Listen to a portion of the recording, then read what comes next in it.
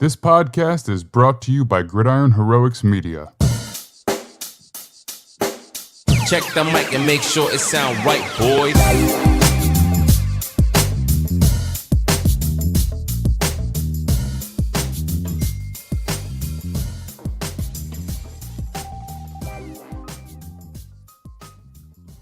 Welcome one and all to the Gridiron Heroics Football Show. I'm Max Dean. You can find me on Twitter at @TheMaxDean. And with me today for the first time altogether, I have Nick Merriam and Max Chadwick. Max is from PFF. Nick is our resident draft analyst. And it is hard to believe that I have not done a show with the two of you together this entire season so far. So this has been a long time coming. Nick, how are you today? Doing pretty well. Excited about the Sam Howell news and get some good news earlier here about Damar Hamlin. Looks like he's awake and has some positive signs with his mentals, so that's good to see. Yeah, man, we'll talk about that briefly before we get into our main topic. But Max, how are you today? I'm doing great. Obviously, Damar Hamlin news is awesome. It's great being on a podcast with Nick again. We did it for 2 years together, seemingly every week, and then it's been a long time now. So it feels weird doing this again, but I'm really excited to get into it. I'm excited too, man. So our main topic for the day is going to be the 2023 quarterback carousel. We're basically going to assign every team a quarterback. Yes, obviously, some of those are going to be a little bit more straightforward than others, but we're going to talk about potential trade candidates.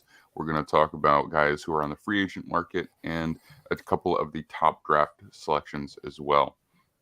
But before that, I do think we should quickly talk about the Damar Hamlin situation, since we haven't had a chance to talk about it at all live on air. And I think there's two parts to the conversation personally, and you guys can express it however you like.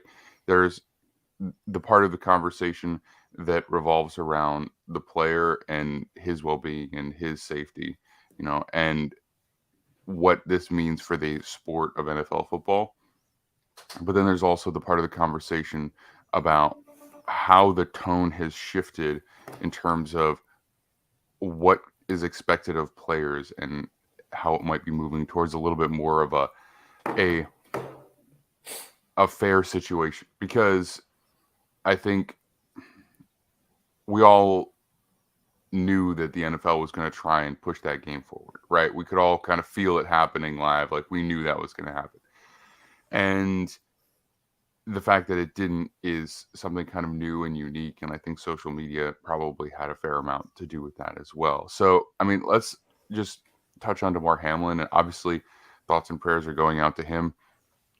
It's great that it sounds like there is some improvement. I kind of overslept this morning, so I haven't had really a chance to look at that. But Nick, what do you know about what's going on with him? Yeah, so the report is that he's awake, and they have signs to believe that he's cognizant, like he can understand what's going on. Now that can be a lot of different things. That could mean he's either like moving. It could mean that he's able to move his head. It could mean he's blinking. We don't really know what stage that he's in. Obviously, any of that is a good sign, because it means that, quite frankly, like, to be blunt, like, he's alive, right? Like, so that's important. But this is scary, because I think deep down, like, I think a lot of us who watch this sport for as long as we have kind of expected at some point something like this could very well happen. And then you're just wondering what it's going to look like, how it's going to go about. And it's disappointing in some ways that the NFL responded the way they did. But I think it's been really ultimately excellent for a lot of people in this community, just kind of bringing together. I think the Bills and Bengals have to be proud about the way they stand this morning, both as teams, as organizations, and the fan bases. I have thought about, would it be different if there are other fan bases? And I think it might have been a little different if it was like an Eagles-Cowboys game, because the way that the Bills and Bengals kind of have rallied around supporting this guy and creating kind of the motions we've seen going forward here, and making sure that game didn't get played, allowing their teams a chance to kind of recover mentally from what was quite frankly, a horrific thing to see on television and during a game and have to deal with. It is impressive to see their ability to make that happen. And, there are things to be proud about in the situation as well as disappointed, but I think that's an important takeaway myself. Yeah, 100%. I mean, and Max, you're really in the world right now. So what has it been like with everybody around you, and what have been the reactions? Yeah, it's weird because I'm living in Cincinnati now because it's where PFF's offices are. So I'm literally miles away from the hospital right now where Damar Hamlin's staying at, and the city is just eerie. It's a very scary situation. Obviously, the stadium, the Paycor Stadium, is still lit blue right now in support of Damar Hamlin, in support of the Bills, and a lot of buildings are lit blue as well in support of him. And yeah, great signs today. They're saying that he's gripping the hands that are close to him. He opened his eyes last night. He's neurologically intact. His lungs continue to heal. So all positive signs, but obviously he's not out of the woods just yet. And, there's been a lot of prayer circles in Cincinnati recently, and I think that's fantastic. I think the donations to his charity have been awesome. I believe it's over $6 million now after having a goal of $2,500. So that's been awesome. I think the community outreach and the community response has been fantastic. He's got the highest selling jersey in the NFL now as well, and all the proceeds from that are going to his charity. So everything around it has been great. Obviously, this is the scariest situation I could ever seen in sports, honestly. But hopefully he pulls through. Hopefully everything happens. And people just got to remember, look, he's a human being first, football player second. And I think some people, unfortunately, had some takes that originally that didn't look too great, saying that, got to play this game. This is an important game. It doesn't matter. The game doesn't matter. What matters is this guy is fighting for his life right now, and all the NFL and all humanity can do is just support this guy as he embarks on the biggest fight of his life right now. Yeah, it's pretty crazy. I don't always get to watch every minute of primetime games live, but I saw this happen, and it was like, so I felt the national zeitgeist like instantaneously shift, and the looks on the players' faces that told you everything. Like, you could tell that something was not right, even though the broadcast wasn't super clear initially. And it's great that things are moving in a positive direction for him. And we watched this game, and it has always felt a little bit weird watching somebody get taken off on a stretcher and play being resumed. It's always felt odd, and I guess the nature of the sport is that it is a violent sport, and that is going to happen from time to time, but we hadn't really been set up, you know what I mean, like emotionally to deal with the idea that somebody might actually die on the field, even though we were all aware that it was a possibility. I mean, when I saw the looks on the players' faces, I didn't know how they could possibly continue playing. And ESPN said that there was a 5-minute, wait, and they were going to continue. And I saw Stephon Diggs, what I assume was trying to rally his teammates, like, you know what I mean? And I was like, I don't know how you do this. And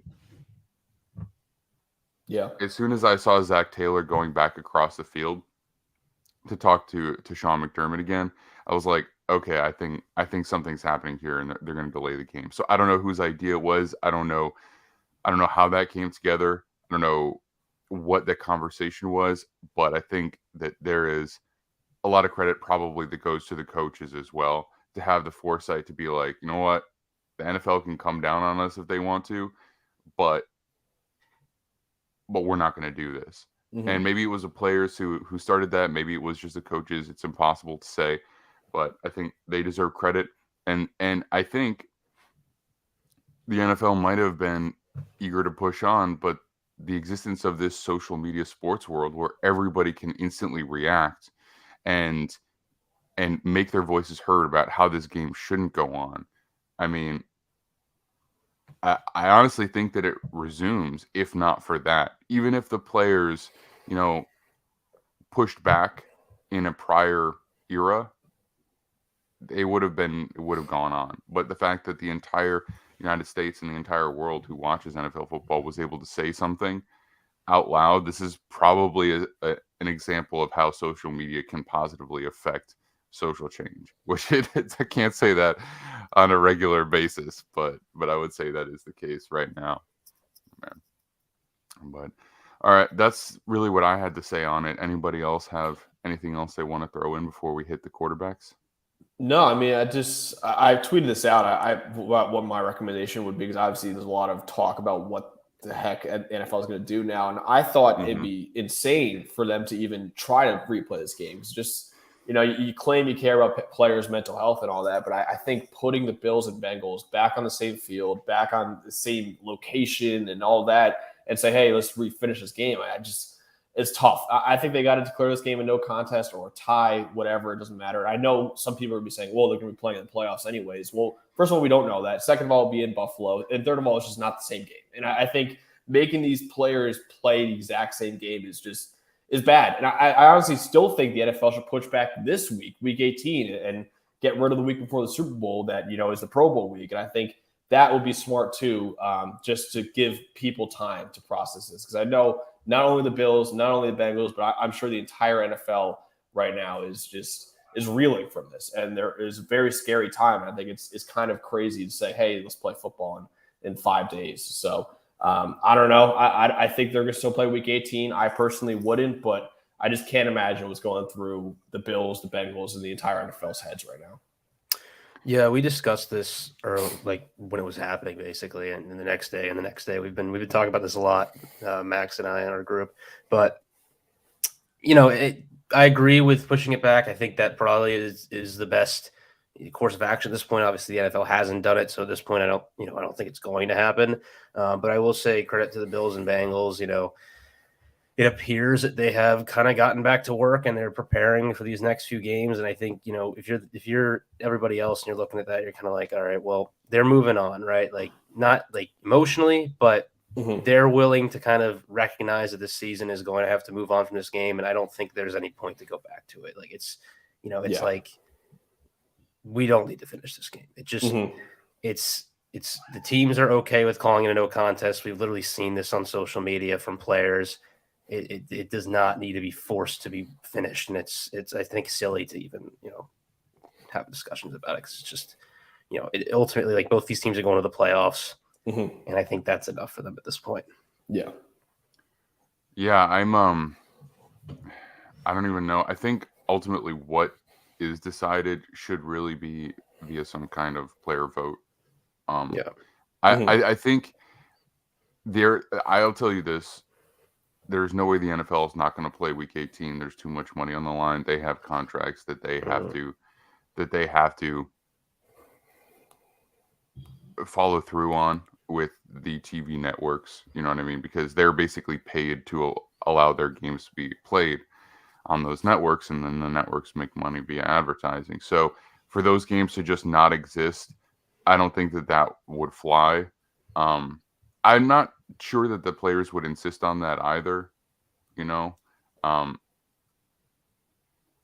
DeMar Hamlin, I was saying like delay a week, not play week 18. I was saying like more delay it and then get rid of that extra week before the Super Bowl, instead of having 2 weeks off, have just the week.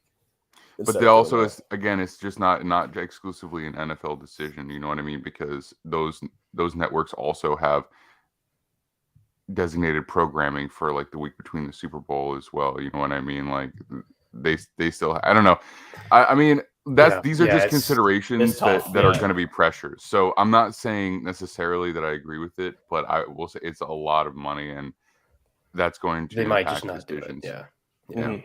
Yeah. So as far as this game in particular, if players on both sides have vocalized that they don't want to play the game, and I would assume that it should probably be voted on for the teams. But if they come to that conclusion, then probably just not playing it is the obvious choice.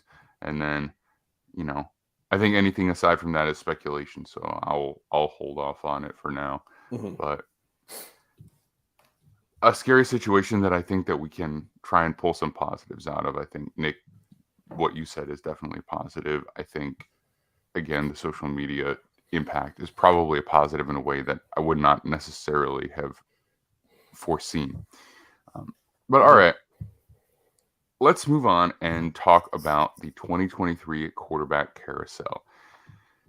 We are going to go through team by team and talk about who we think is the best matchup for quarterback that we're really going to do every team, but I think, we don't necessarily need to spend time on Buffalo Bills, right? Like it's not exactly what we're here to talk about today. So we'll briefly mention them all. But if we feel there's a team that potentially could keep their starter, but potentially can move on, we will talk about it, even if we ultimately decide that who they currently have is the player that we're going to keep on their roster. So we'll start with the AFC East, and we can start with said Buffalo Bills. First of all, thank you to Noah Ashley. I forgot to hit you up at the beginning of the show, so that's my bad. But he is our producer at Noah Ashley Sports on Twitter and super helpful to what we do here. So Buffalo Bills currently rostered Josh Allen, Matt Barkley, and Case Keenum. I think, this is going to be the type of roster that they have for a long time. Josh Allen's going to be the starter. They're going to have one or two viable backups, guys that can get you through half a game, maybe a game if necessary with a good roster. I mean, again, we won't dwell, but anything that you guys wanted to comment on as far as the Buffalo Bills in particular? I mean, Case Keenum might be gone. This might be one of those teams that looks to draft like a late QB 5th through 7th round just to find a backup. But other than that, they're sticking with Allen, obviously. Mm-hmm. Yeah, Josh Allen's the quarterback. Yeah, I don't think that's too much in the air right now. All right. So currently slated at the number 2 spot in the AFC East, we have the New England Patriots, who may or may not get bumped out of a playoff spot. We shall see. They have Mac Jones, Bailey Zappi, Brian Hoyer, and Garrett Gilbert. I assume at least one of those guys is a practice squad player right now. But I think that we can assume that Mac Jones is the quarterback there, but I guess with the Patriots, you never really know. I don't think the issue has been the Patriots.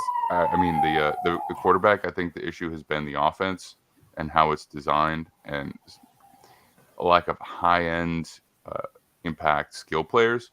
So I'm not sure there would be any real justification to move on from Mac Jones here.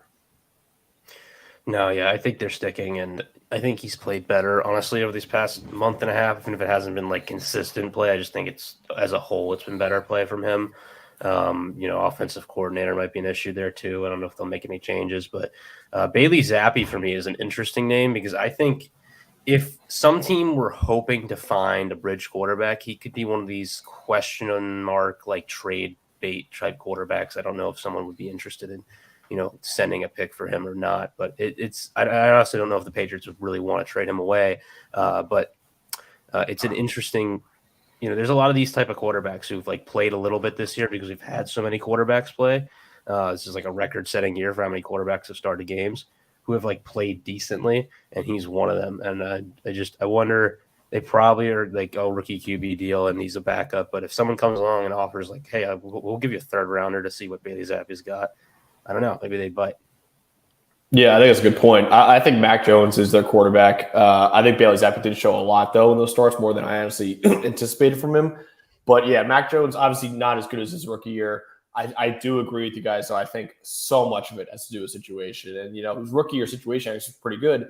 This year, not so much. I think Matt Patricia should not be calling offensive plays. I think it's kind of a joke that he is right now. And I think that, I've heard a lot of rumors that current Alabama offensive coordinator Bill O'Brien might return to the New England Patriots as their offensive coordinator, which he started off before taking off the Penn State job. So I think that is definitely a possibility, but I think the Patriots, finding a new quarterback should not be what they try to do this offseason. I think finding a new offensive play caller should ultimately be their goal this offseason. Well, so it was Bill O'Brien who took over as offensive coordinator when Josh McDaniels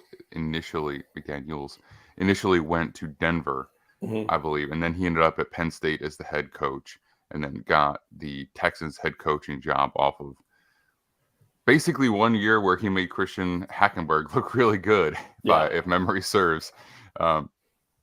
And so it would be, makes sense. It makes sense in every modus operandi of the New England Patriots. Bring back a guy who's already been in-house, a guy who's already been an offensive coordinator for them, who already knows the system, who's already is like a bosom brother. So I wouldn't be surprised at all. And then, that would be a potential step up to maybe another head coaching job sometime in the future. Because I think most people, for the most part, didn't hate on Bill O'Brien for his coaching, although there were some stories that came out, but it was largely that he ended up being the de facto general manager and made some pretty crazy moves that impacted the Texans fairly dramatically. So that makes a lot of sense. Mac Jones it is. All right. The Miami Dolphins. Now, this is an interesting one because I think Tua has played really well, and it would be hard to justify moving on to another player. However, he has been injured a lot. He was injured in college. He's been injured at times throughout the course of his NFL tenure. He's already missed multiple games from concussion just this year. They've already said that he's not playing Week 18. Even if they somehow beat the Jets, which isn't out of the realm of possibility, although with Skylar Thompson, I wouldn't expect it. I don't even know if he'll be ready to play in the playoffs. So it kind of puts them in an interesting position. They've got Teddy Bridgewater, Mike Glennon, and Skylar Thompson on the roster as it stands right now. I think Mike Glennon is a late addition just because Tua's been hurt. But I mean, what do you guys think about the Dolphins and where they stand? Tua's able to operate the offense well. He knows where he's supposed to go with the ball. At times, he's been a little too confident with where he's supposed to go with the ball. But aside from that, I mean, generally arrows up aside from all the concussion issues. Yep. The real reason that I think this was one of these teams that I had put down for might be looking for quarterbacks, I think they just might have opportunities to upgrade. I think Tom Brady could potentially be interested in going. You've already seen that. I think Jimmy Garoppolo is a free agent, and who knows? I mean, Mike McDaniel would rather work with him again than bring back Tua. I mean, these are all possibilities. I don't think they're going to be a team that's really capable of trading. Now they've lost first-round picks, both to Bradley Chubb and already trying to get Tom Brady once illegally. But, if Tom Brady says he wants to play for the Dolphins, I have a hard time seeing them go, we really want to stick with this guy who's probably not playing as good a football, even though he's playing really well and has had injuries. Yeah, yeah, I completely agree. I think Tua should be their guy going in, but again, the Tom Brady factor is definitely an interesting one because it seemed like there was a possibility that would happen with him and Sean Payton potentially going there. I think Mike McDaniel is a fantastic coach. I don't think he'll be moving on at coach. For me, it's interesting because Tua has had some pretty bad concussions this year, and I think this could be an interesting quarterback team only for the fact that Tua might just say, I can't do this anymore. Pull an Andrew Luck maybe and say, listen, I don't want to, be 55 years old and can't remember my grandkids' names or anything like that. So I think that Tua Tagovailoa, this is up to him. He's got a very interesting decision to make. I don't think he's going to retire. I don't think he'll pull an Andrew Luck or anything like that, but he has had some scary, scary injuries this year. And I think that it's definitely a possibility that should not be ignored here. And I think that is, to me, the biggest thing for the Dolphins when you're talking about could they potentially have a different quarterback that next year is maybe less so Tom Brady and a little more of whether or not Tua might actually, weigh his options after what has been a very terrifying year for him. Yeah, it's interesting.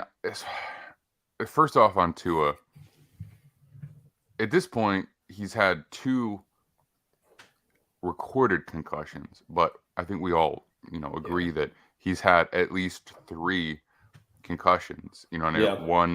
One that was in the Bills game that he came back in and played after, then the one in the Bengals game where it was really bad and he was carted off the field, or I think he was taken off in a stretcher. I don't remember, but I just remember that he basically seized up, and then now this one where his play became very erratic, even though he continued to play through that one as well. So the old-fashioned rule of thumb is you have 3 concussions and you probably shouldn't play football anymore. This is 3 in a season, and in a pretty short amount of time. There are players in the NFL who have certainly played with more than 3 concussions. We know that. But at what point does it become like a question in his mind, should I do this anymore? I'm not saying that I'm not saying that he shouldn't. It's not my call to make, but it's definitely something that would make me pretty uncomfortable. Yeah. You know, it's money driven, obviously, because it's a livelihood and there's a passion, I'm sure. But I would definitely like suggest to him personally, probably you shouldn't do this anymore if, like, for whatever reason, I was, having that kind of conversation. But I don't know. I think we'll stick with Tua for now. But I don't think it would shock any of us if he made an active decision to not play with him and play at all anymore. And as far as Tom Brady goes, I feel like that bridge or that ship has kind of sailed for the Dolphins a little bit. I understand they have a lot of weapons. I think their defense is kind of,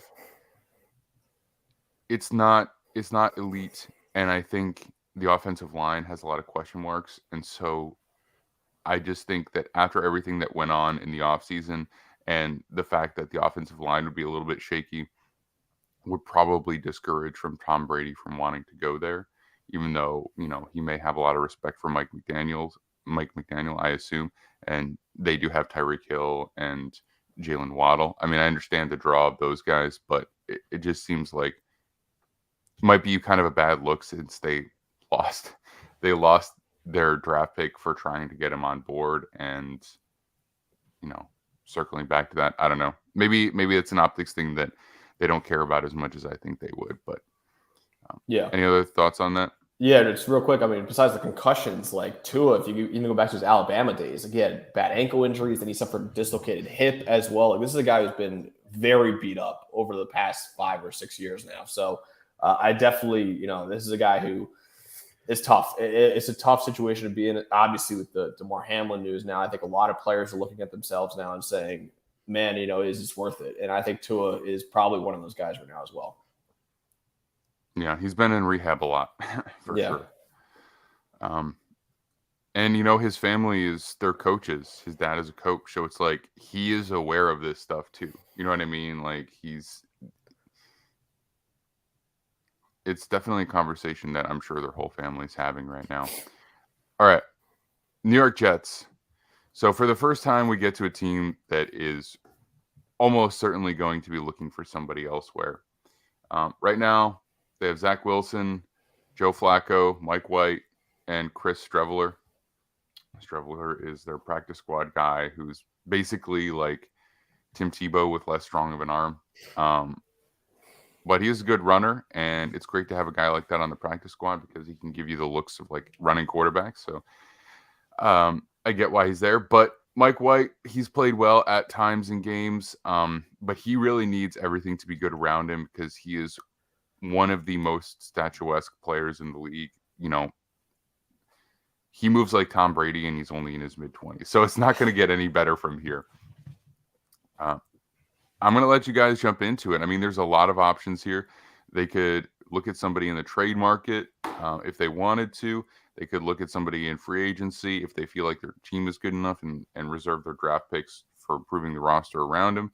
They could spend a high pick on a quarterback potentially as well. So this is really everything is on the table for the New York Jets.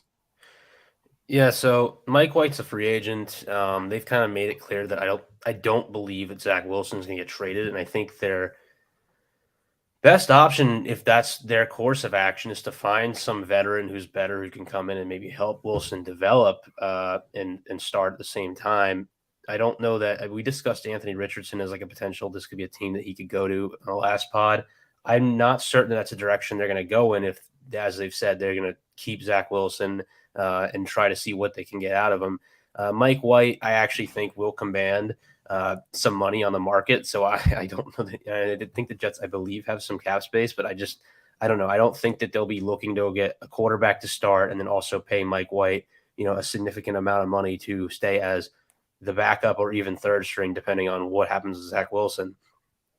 So I think if you're the Jets, you're looking at trades, you're looking at free agents. For me, I think I know Max Dean doesn't like to hear this, but I think Jimmy Garoppolo is probably their best option because I mean, Tom Brady is another guy, but we don't really know where he is thinking about ending up. But when I look at the trade market, like it's just, we don't know if Lamar is really going to be a guy that actually ends up getting traded. We've discussed on the show the Packers situation, how we don't believe Aaron Rodgers actually has the capability of getting traded because of the humongous cap hit that the Packers would take on for that. I will say that the interesting thing there is, and we'll talk about them, is Jordan Love could request a trade because he's not playing before his 5th-year option, and that's just like him losing money if he doesn't get to play before it. So that's interesting. Maybe Jordan Love's available, but this team can afford those free agent quarterbacks. I think when you're older and you're coming off of your big deal like a Garoppolo or Brady, and you just let go, your price actually kind of goes down a little bit. So they might be able to get an affordable deal on either of those guys. And that's honestly probably their best option, in my opinion, at this point.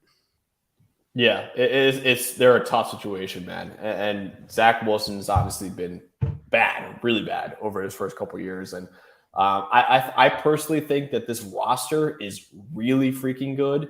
And I think this is potentially a Super Bowl roster if you have the right quarterback there. So for me, I would try to swing for the fences. Now, how realistic is Lamar Jackson? Is an Aaron Rodgers? Is Tom Brady? I don't know. And I think Nick brought up a good point. Like, it probably isn't very realistic. So then after that, if you swing for the fences and you strike out there, then I'll look at someone like Jimmy Garoppolo, who obviously very familiar with the San Francisco system that the Jets still employ there. Derek Carr is another name that I think should be thrown out there. I don't believe he's as bad as he's played this year. And I think a lot of it has to do with the Raiders situation this year. But he's another guy that I would take a shot on and take a flyer on there. But I personally would swing for the fences. Hopefully, if you're a Jets fan, Lamar Jackson isn't happy in Baltimore, which I think has more of a chance than people are giving credit for. And hopefully Tom Brady wants to go to a different team, or hopefully Aaron Rodgers is willing to take a trade to New York as well, since he's probably not very happy how the Packers season is went, even though they're somehow still in the playoff hunt right now, which is amazing to me. But I would swing for the fences on one of those 3 guys. Then I would settle for a Derek Carr, a Jimmy Garoppolo, or someone like that. And I want to hop in really quick because I forgot to mention Derek Carr. I think there's a real possibility that he just gets cut, because I don't know that teams are going to want to trade what they're going to ask for to take on that contract for him. Yeah. Because there are no outs for 3 years once you do that. So let me just double check his contract real quick, because Derek Carr is an interesting one, because he has a bonus that's due, I want to say, on the 5th day of the new league year. And so that puts pressure on the Raiders to move him by a certain date. And then what that does it pushes them to take a little bit less if they want to actually get something back for this player. So he has a 32.9 million is guaranteed, and 7.5 million of his 2024 base salary is guaranteed. So basically that means that his 2023 salary is guaranteed, and a small percentage of 2024 is guaranteed. So actually, you would be, it is a contract you can get out of, it looks like, pretty easily. So it's a contract that if you decided to move on from him after 2023, you would probably have to eat about $7.5 million, and it wouldn't be just dead money. It would be dead money that you're also actively paying out. So, I mean, when you trade for Derek Carr, you probably are probably trading for a 2-year window anyway. You know what I mean? Because if you're making that investment, you assume that he's a good enough player that you would keep him for 2 years. But if it went that badly, you could move on from him. In the scheme of dead money, 7.5 is not that bad for a quarterback. So if you did go that route,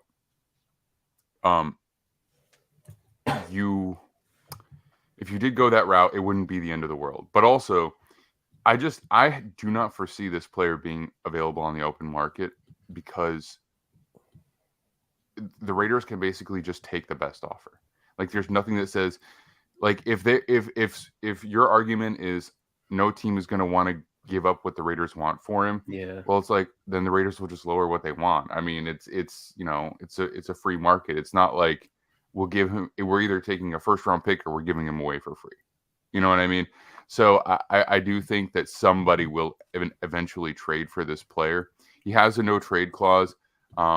that is the one thing that does throw a little bit of a wrench in there. So it's like, if there's a team that's interested in Carr and he wants to go there, then it probably will be token draft picks, because they do have that timing pressure. So it might be actually easier to acquire Carr via trade than people might think. But I also don't think he'll be a free agent. That's just my expectation. Just because the Raiders will want whatever they can get back in exchange. So if you do go with Carr, I mean, you'll have to give up some picks, but probably not crazy quarterback trade packages that we've seen over the last few years. I mean, here's the thing. I don't think that I don't think that Lamar Jackson is a guy that will be available, and I don't think Aaron Rodgers is really a viable trade candidate just from the contract perspective. You can always make anything work for the most part, but it would be so outrageously challenging, and the relationship there would have to be so wildly broken for them to actually pull all those levers and kind of jack themselves up. Doesn't make sense.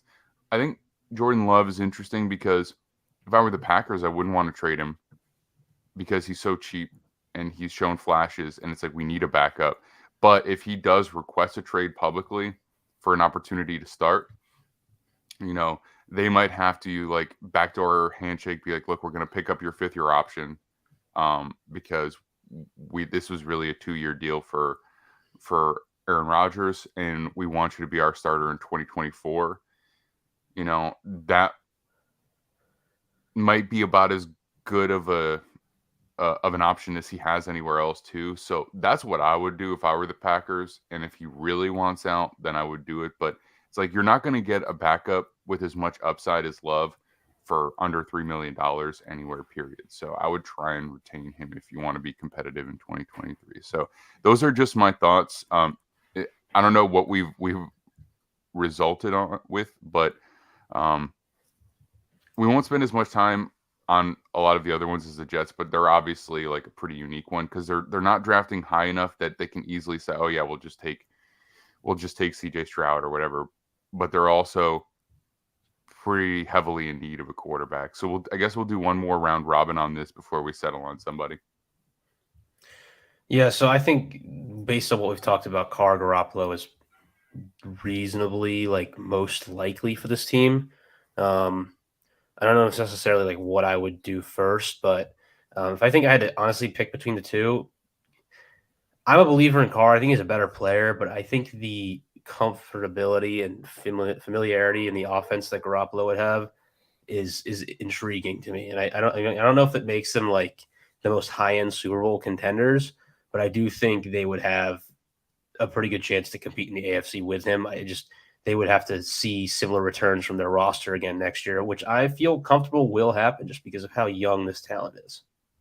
Yeah, I agree. I think Derek Carr is the better quarterback, but I agree with Nick that I think that Jimmy Garoppolo might be a more realistic option for them just because of how familiar he is with the offense. And yeah, listen, I mean, they want to have a super high ceiling with Jimmy Garoppolo, but again, I think this team was in the playoff hunt until this past week with the worst quarterback in the NFL. And I think that says a lot about how talented this young core is for the Jets. And I think just giving them an average quarterback and Jimmy Garoppolo could truly make them, kind of like what the San Francisco 49ers were, where it's like, yeah, the quarterback situation isn't great, but the team is so good that, they can make a run to the NFC title game. The Jets can make a run in the AFC playoffs, especially, with all these great teams in there. So I think Jimmy Garoppolo would give them a pretty high floor, if not, a really good ceiling.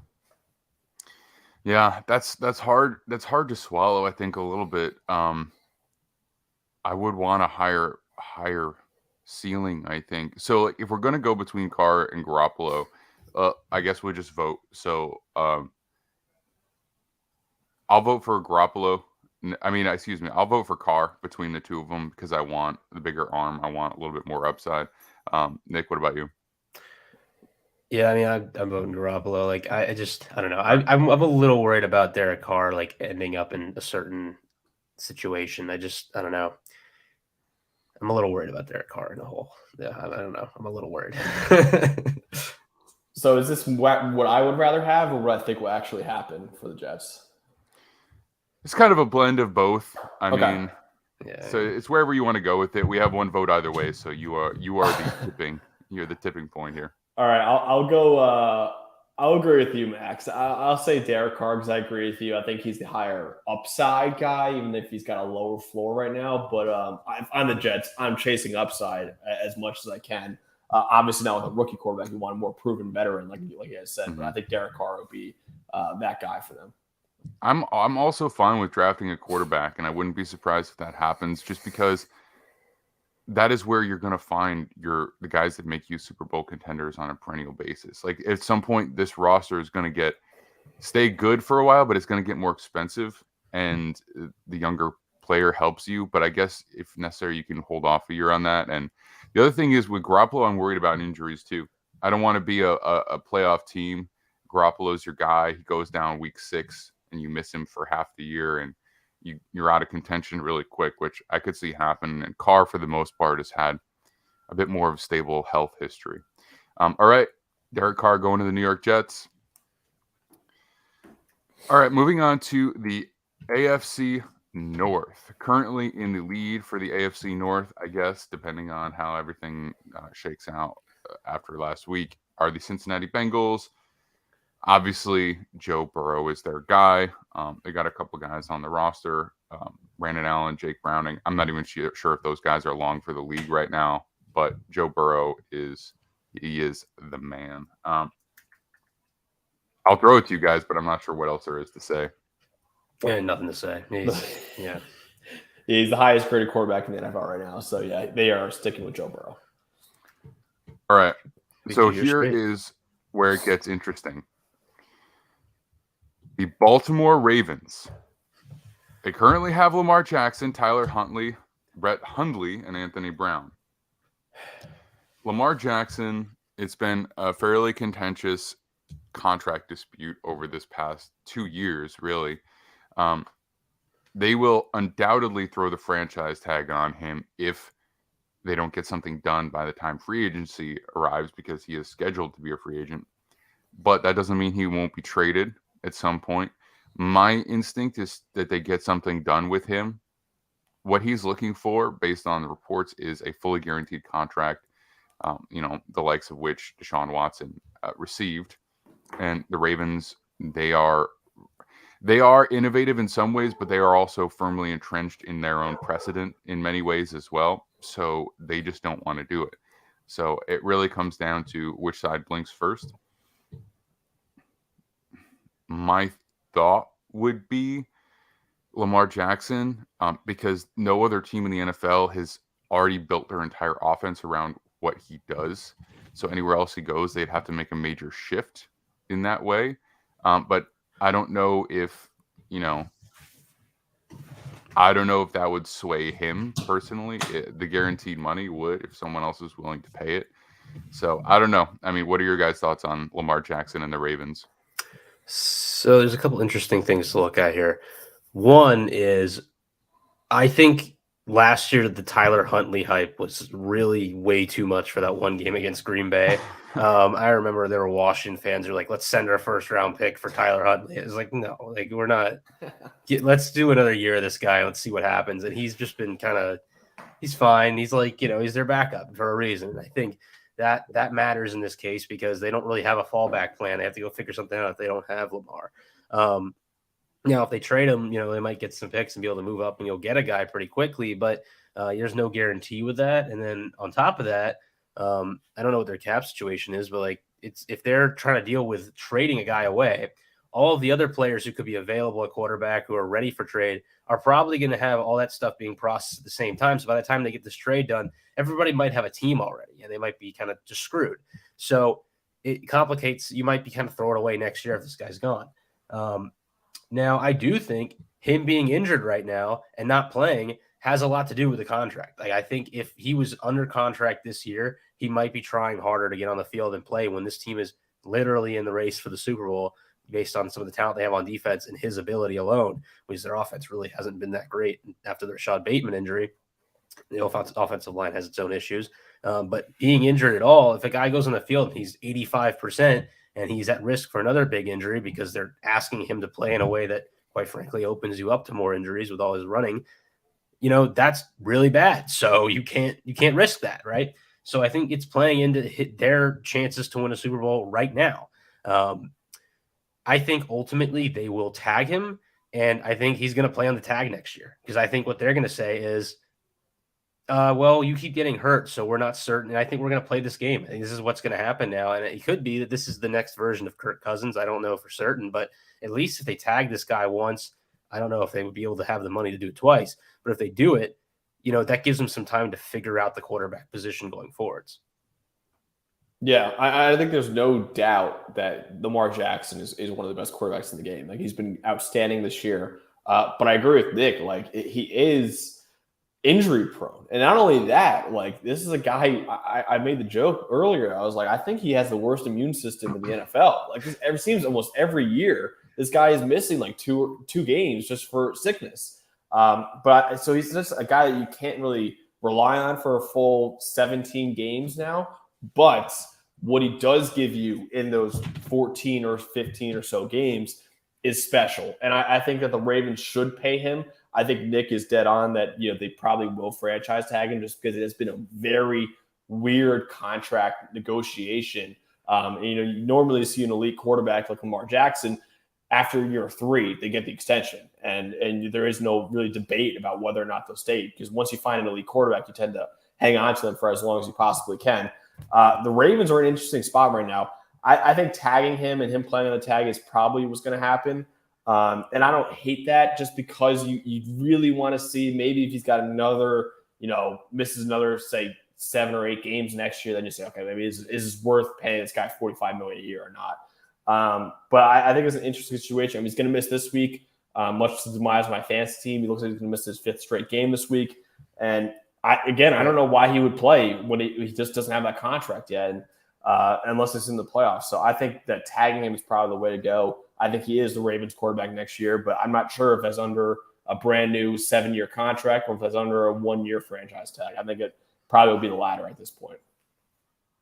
Yeah, well, they've definitely left themselves some space intentionally. They are projected to have over $46 million in cap space, and after some signings that will go down, but they'll also be able to create a little bit of space.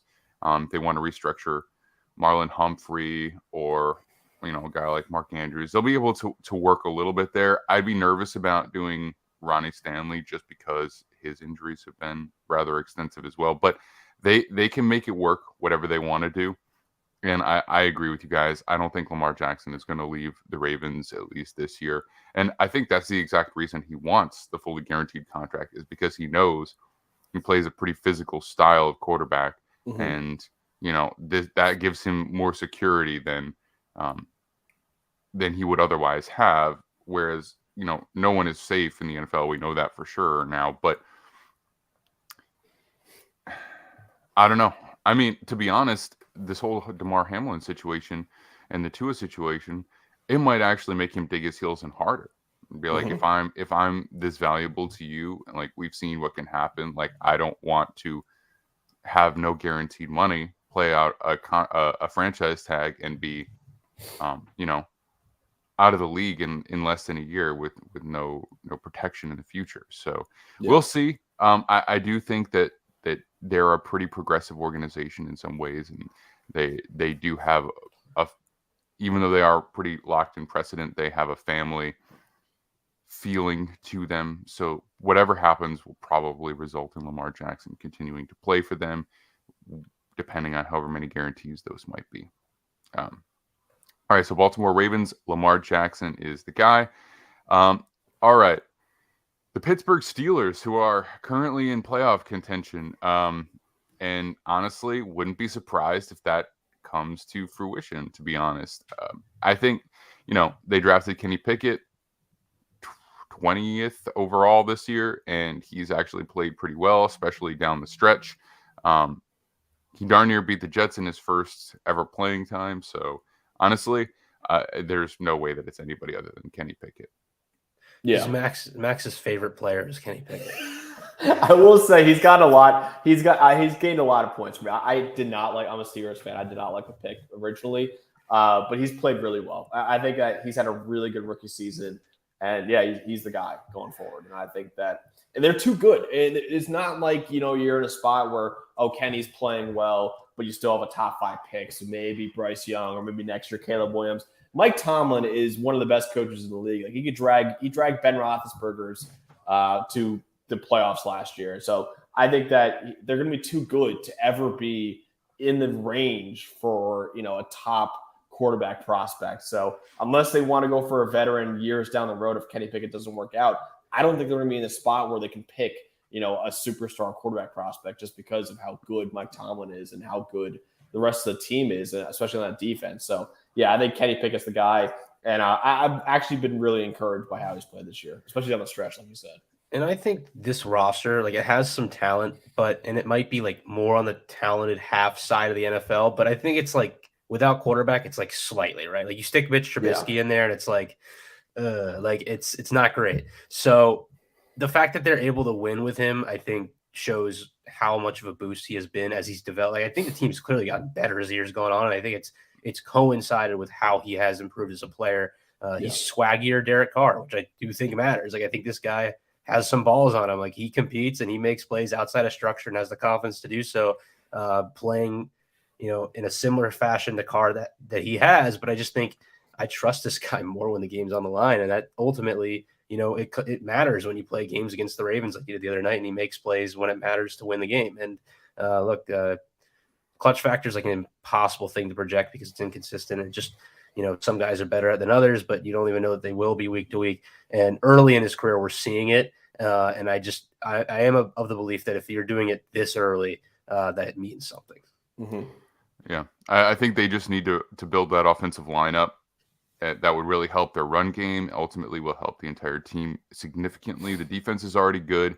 Even if they end up losing some players there who are veterans, I think Tomlin's always going to be able to help coach those guys up pretty effectively. And so they've got enough star power there that they'll always be good, if not elite. So if they get that offense to kind of meet in the middle, they'll be a legitimate team for a while. So Kenny Pickett is the choice, pretty clear. And you know what? Honestly, we should never really question the Steelers organization, who was able to scout that player from within their own building for multiple years. Like if they went after him, we should have just been like, all right, looks like he's probably a legitimate prospect. So True. Yeah, and they picked the right guy. Track record. Yeah. They took the right quarterback because it's been outside of Brock Purdy, which I think is like its own weird circumstance we've discussed on this pod because the Niners, just the Niners, it's been not great from these quarterbacks this year so far. All right. Cleveland Browns, I mean, I think the more interesting guy to talk about for them is honestly Jacoby Brissett because he's the guy who will probably be on the move somewhere. Deshaun Watson is locked in. He has a fully guaranteed contract. So basically, no matter what happened this year, he's going to be there next year. The only way he can void the contract is by basically doing more of what he did to get all of the lawsuits. So I would imagine he's wise enough to not do that going forward. So he is a Cleveland Brown for a few more years at the very least. Yeah. I mean, I think we can talk about Jacoby Brissett once we find a team that suits him well. I'm not sure we have to spend time now, but obviously played well in the absence of Watson so far this year. I don't want to talk about Deshaun Watson. Yeah, they hitched their wagon to him. Sure. You got him. He's yours. Congrats. He's a year. Yeah, I think, and we'll get into him obviously with the team that actually comes up. But Jacoby Brissett has really impressed me in those starts that he had, and I think that he's a guy that we'll get to a certain team later on. But I think he's a guy that someone can take a flyer on and say, hey, we don't have any answers right now, but we'll see what he's got, because what he showed for Cleveland in those 11 games was pretty impressive to me. So I think he's a guy that's better than a backup quarterback. I think he's worth taking a shot on, maybe as a bridge quarterback when you try to find your future one. I think if you're the Jets and you don't go the Derek Carr route, I would rather go with Jacoby Brissett than Jimmy Garoppolo for the health factor. Really? And then I would look at somebody in the late first round or second round of the draft as a developmental guy with the intent of Jacoby Brissett starting. Because if you get Carr, you're like, all right, he's our guy. We're probably not going to draft somebody high. We'll just work around Carr for now. But if you don't do that, I'd rather go after Brissett. I think he's a sturdier player and he's played pretty well in his time, especially this year. All right. Moving on to the Jacksonville Jaguars, who are currently in the lead for the AFC South. Again, very little conversation needs to be had here. Trevor Lawrence is their guy. They could probably stand to upgrade their backup position because they probably can afford to, being that Trevor Lawrence is fairly cheap. And I would start to consider myself in contention from here on out. I'm not sure if CJ Beathard is, going to win many games for you if Trevor Lawrence misses a little time. Aside from that, to save ourselves a ridiculously long podcast, I think we can just call it Trevor Lawrence and probably move on. He's played very well down the stretch this year. Bring back Minshew. Awesome. Bring back Minshew to play backup and just let's go. Yeah, or somebody. It's options. Mike White. Get Mike White. Yeah. All right. Tennessee Titans. Now, this is a team where we can spend a little bit more time on. They have Ryan Tannehill, Malik Willis, Josh Dobbs, and Kevin Hogan. So, Josh Dobbs, put in a tough spot, backup offensive lineman, not a ton of weapons with Derrick Henry not playing on Thursday night. I think he's a long-term backup, if that. Ryan Tannehill is getting a little bit older. He seems to be a little bit more injury plagued. Wasn't something he dealt with a ton earlier in his career, but it's cropped up more and more lately. And he's always given you a bit of a ceiling. Now, Malik Willis is the opposite, where his floor is like as far down as you could possibly go. And the ceiling is pretty high, but he also seems like a player where you have to, or you really should, redesign your offense if you want to try and get him out there, where you're running similar to the Ravens, an extremely run-heavy offense with, RPOs that are built off of his running ability as opposed to necessarily just running back, and Nick, you and I talked about the Titans situation before the firing of John Robinson, and it seemed like the entire NFL community was surprised by the firing of John Robinson. And I think timing-wise, it was a little awkward that it was after A.J. Brown beat him up. But, it wasn't really surprising. I didn't think this roster was that good. You know what I mean? So, it's like... They have a lot of, above replacement level talent, but not a lot of stars, and it's been they've drafted a third or fourth round pick here and there who are all right, that's a solid third or fourth round pick, but there's not a lot of home runs outside of AJ Brown and really that Jeffrey Simmons. Jeffrey. So they had this one draft that worked really, really well. Yeah. And it's been kind of meh since that. They've drafted a lot of first round guys who've been injured, and it's just they take gambles with their early picks, and some of them really hit, like Jeff Simmons, but some of them end up being like Caleb Farley. They've drafted some linebackers with high picks, which has its own issues, and it's I don't know. I think they've gotten by on having good offensive scheme that kind of came from Arthur Smith, solid QB play with Tannehill and Derrick Henry, and then having some receivers. I even think this year, the receiving corps probably ended up being more decent than we thought, just because they've used their tight ends better. Chico Conquo has been a good player, and Treylon Burks has come along, but the injuries set in. This is always a team that's super beat up because of how they play football, very physical. They rely on kind of big plays on defense. They haven't had as many of those in the second half of the year, and it's kind of hurt them. And I think they have an out with Tannehill's contract this year. I think they're likely to take it just because I think this is a team that does believe they can get better at the QB position clearly by taking a Malik Willis with a third round pick last year. Otherwise, I don't think they would have.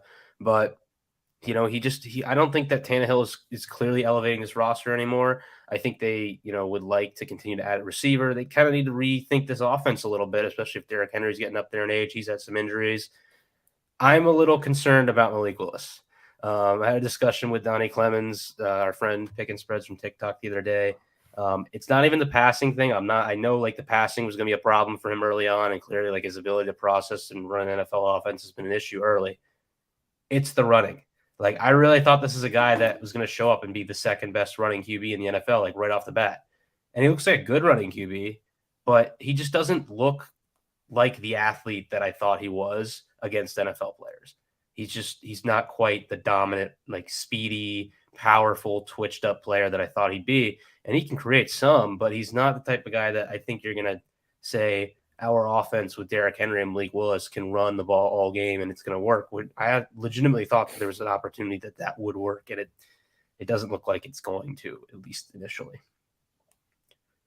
Yeah, I agree. And they're in a tough spot, man. Yeah. Because listen, I mean, they're going into week 18 right now. Win and you're in. And obviously with the Tannehill injury, he's not going to play until at least the AFC Championship game with his injury, which is, let's just be honest, it's not going to happen. So he's not playing. So then all of a sudden now you're starting either Malik Willis or Josh Dobbs, and Josh Dobbs, awesome story.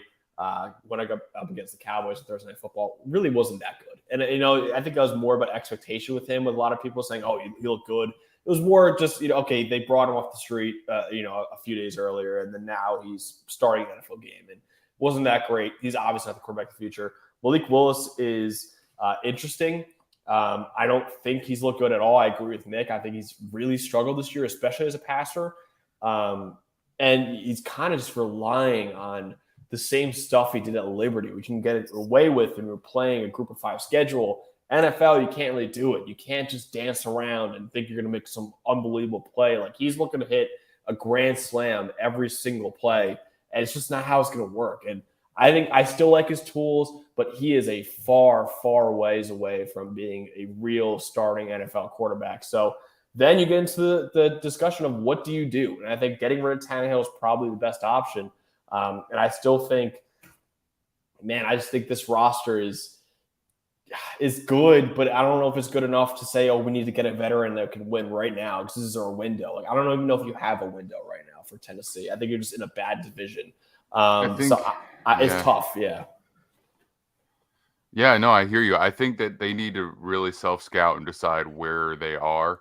And I think they're farther back than a lot of people would expect. I think you should probably consider trying to do something with Derrick Henry. If you can talk a team into giving you something for him, do it. You know what I mean? I don't think this is a roster where it's like they're really going to compete when he has any legs left. He's already probably on the cusp of being, too hurt to sustain the playing style that he has. So, I try and get a team to pick him up. You're hiring a new GM. I think that you should have a conversation. You should say, like, look, we know the situation we put you in as far as the coach is concerned, and then you're going to help us select a new GM. You're going to rebuild the team in your own vision, and we need to recognize where we are. We fired our GM for a reason. And look, maybe there was stuff outside of that. Maybe there was some personal stuff there as well. Who the heck knows? But regardless, this team is the team that got to the AFC Championship game. I think they got a couple years ago and has been in the playoffs consistently. Team doesn't really exist anymore. Taylor Lewan is constantly hurt. Like, he might not even be on this team next year just because his incessant injuries. And defensively, yes, they can build around Jeffrey Simmons. But even Kevin Byard's kind of getting older. So it's like, I think they should really take a step back. And so that means, who do you bring in to just kind of be there until you decide, how you want to build it and who you want to be your long-term quarterback? I mean, there are guys who will be on the market. Daniel Jones is scheduled to be a free agent. Mike White, I don't know if I'd want a guy who's so statuesque if I'm not confident in my offensive line. So Jacoby Brissett, Jimmy Garoppolo, Teddy Bridgewater. Maybe you make a play for Sam Darnold to try and get you through. I think these are kind of the guys that you'd be looking at as the starters for Tennessee going forward. Does any of those players, strike a chord with you? Yeah. Really quick, I was thinking at one point that this was a sneaky Tom Brady team just because of the Mike Vrabel connection, but I don't think it's happening anymore just because of what we've It discussed occurred already. to me, But yeah, I think it's tough. Like Mike White's interesting because I do think, although their offensive line is not very good at pass protecting, they run so much play action that they kind of don't need to pass protect as much as other teams do. Now, if Derrick Henry's gone, I don't know how. I mean, they still will be able to run a lot if they want to. It might be a little bit less impactful. Yeah, I think Darnold's interesting. I do think Jacoby's interesting. I think Taylor Heineke is an interesting one too. Like for this type of team, I think Taylor Heineke actually makes a lot of sense if you're trying to just maybe stay afloat next year with some of your players, but not win a whole lot of games. It's tough because I see Vrabel very much as the type of guy who's going to be like, we have to win every year. And I know that I don't know because they're going to hire a new GM, right? So we don't know what the management's going to be thinking. But I think it's one of those names. Let's say they believe they go out and compete still this year, and I guess I would deal with Jacoby Brissett just because I think he probably fits what they need if they really want to try and make the playoffs again next year. Yeah, I literally was going to say Jacoby Brissett too. I think that's a good name for them. I think they got to be looking at blowing this team up and looking at the future. But like Nick said, Vrabel just doesn't seem like a coach that's willing to rebuild, and I just don't think he'll be willing to do that. So I would say, blow it all up, take a bridge quarterback like Brissett, hopefully get the first pick next year, take Caleb Williams. But for Vrabel, he's a good coach. I don't see that happening. So I still like Jacoby Brissett though as a bridge quarterback because, like I said, he has shown a lot as the Browns starter before Watson came back. All right, Jacoby Brissett it is. I think he fits well. I think offensively, it's a similar enough scheme that he can come in like without, relatively seamlessly as well. So Jacoby Brissett until the future reveals itself. Okay, now we have the Indianapolis Colts. The Colts are currently slated to have a fairly high pick. Matt Ryan is under contract. Nick Foles is there, and Sam Ehlinger is there. I'm not sure how long any of these guys will be around. Certainly, probably not Matt Ryan. I want to just check his contract real quick. But they have a high enough pick that we all expect them to go after a quarterback. Let's see. Currently, he has $12 million in guaranteed salary. Matt Ryan does, which is what I just wanted to double check on. So, is it conceivable that the Colts keep Matt Ryan and then also draft a player so that player doesn't necessarily have to start immediately, or at least has Matt Ryan as like a mentor? I think so. And then if you keep him on the roster by March 19th, which is around the beginning of the league year, the remainder of his salary becomes guaranteed. I mean, I feel like they have to move on. So I guess we also need to find a place for Matt Ryan. So if they're gonna trade away Matt Ryan to avoid eating $12 million in guaranteed money, we should consider that as we go forward as well. And then that's an interesting one. They might cut him because I'm not sure who's going to take that contract. But we'll have to consider that as we go forward. And then picking where they are, they will have the opportunity to draft a player, which is, I think, what they want and what we expect. Mm-hmm. So, first of all, I mean, if we assume that at worst they're going to release him and eat the $12 million, then let's just talk about the draft pick. And then if we decide there's a team that actually would consider trading for Matt Ryan, then we can mention that later. So yeah, this is from the top down from Irsay. Like, I think the plan here was to tank and get a quarterback the entire time. So that's where we are. For me, it's CJ Stroud. I think they're going to be in range to get the second QB off the board. And Stroud's my number 2 QB. I think he played his best game in his college career against Georgia this past weekend. And, one of Max's early comps for CJ Stroud was Matt Ryan. So if he's still in the building, that's a nice little matchup. Maybe you can help him develop under the tutelage of a guy who has been lauded for his ability to coach up, backups in his time in the NFL. So I think that's the direction I believe that they will go in. I haven't heard anything about them like being a Levis team yet. So I think Stroud is the direction that I believe they will go, and it's what I would do as well. Yeah, I agree. I look, they right now have the 5th overall pick, and obviously Texans will take, and I think should take Bryce Young, and the Bears are number 2, Seahawks number 3, and Arizona's number 4. And I'm like, any of those 3 teams need a quarterback. Now a trade could happen for sure, and someone could jump the Colts, but just as it stands right now, I think the Colts are in position to take the number 2 quarterback, and for me as well as CJ Stroud, and I think he showed a lot in that Georgia game. The biggest knock on Stroud, to use a quote from the great Bucky Brooks, has been, there are quarterbacks who are amazing scorers and there are quarterbacks who are amazing shooters. And Stroud has, for the longest time, has been an amazing shooter where you set him up perfectly, he's going to deliver, he's going to knock down that 3.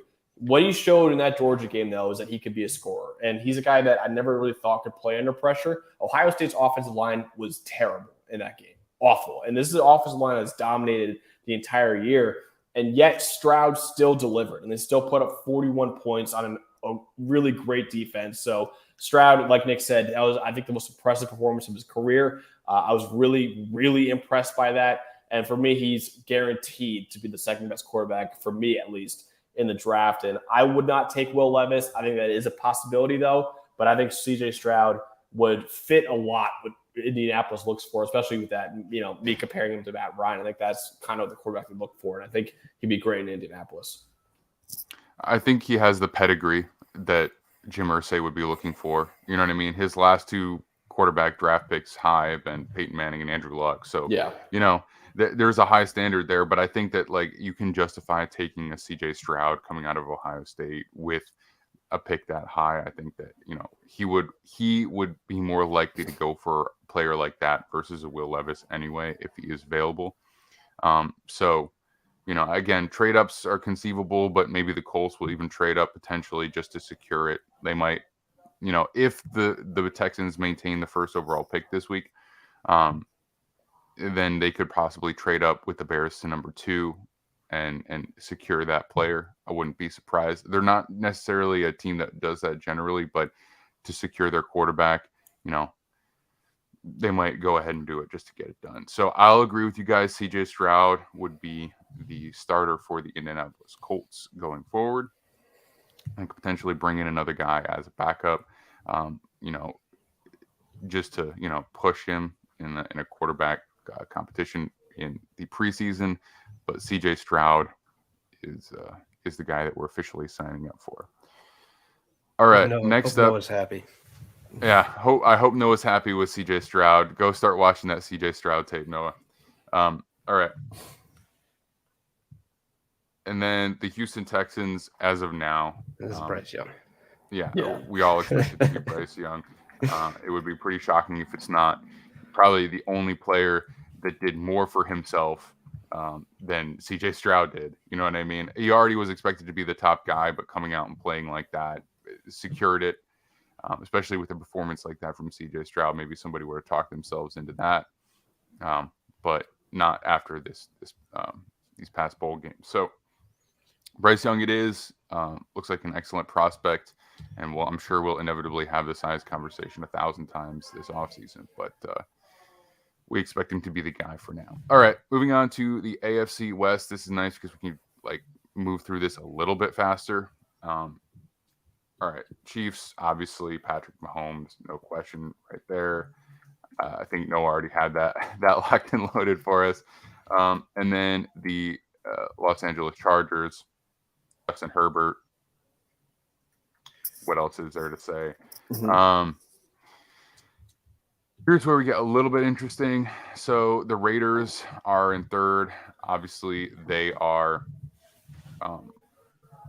not in the playoffs, but with Josh McDaniels there, I don't really know what their plan is.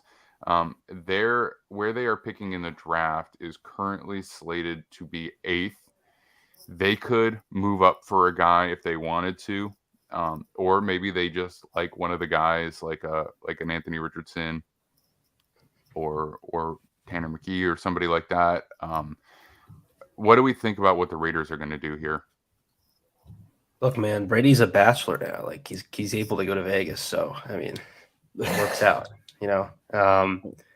No, I think that's ultimately like if we're not sending him to the Jets or Dolphins, I think this is his landing spot is Las Vegas because I think he's going to look at Devontae Adams and go, hey, remember that one time I had Randy Moss, how good I was? Like, oh, let's try that again. And then, the offensive line hasn't been, I think, maybe as good as some of like the advanced metrics say it has been, but it has been way better Definitely has not. way better than maybe we expected it to be preseason.